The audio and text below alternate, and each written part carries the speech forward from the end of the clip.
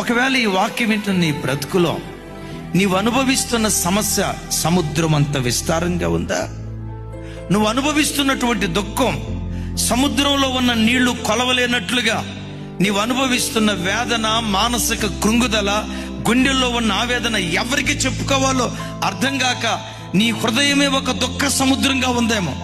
అయ్యా, ఒక సమస్య, రెండు సమస్యల సముద్రం ఎంత విస్తారంగా ఉంటుందో విస్తారమైన సమస్యలు నా చుట్టూతా ఆవరించేయ్యా, ఇదయ్యా నా పరిస్థితి అని ఒకవేళ లైవ్ చూస్తున్న మీలో ఎవరైనా కృంగిన స్థితిలో ఉంటే, పురాతన కాలాలలో యెహోవా బాహువు లేచినట్లుగా ఈ రాత్రి నీ విషయంలో లేస్తే సముద్రం లాంటి విస్తారమైన సమస్యలు కూడా క్షణంలో ఇంకిపోయేటట్లుగా దేవుడు కార్యం చేస్తాడు.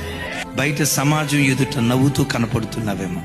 తండ్రి, ఓ తల్లి, ఈ వాక్యం వింటున్న తమ్ముడా, చెల్లి, లైవ్ చూస్తున్న బిడ్డలారా, నీ గుండెల్లోని దుఃఖ సముద్రం గూడు కట్టుకుని ఉందా? యేసు నామం పేరిట రాగల నెలలో దుఃఖ సముద్రాన్ని దేవుడు దాటించబోతున్నాడు. దుఃఖము, నిట్టూర్పు ఎగిరిపోయేటట్లుగా దేవుడు కార్యం చేయబోతున్నాడు.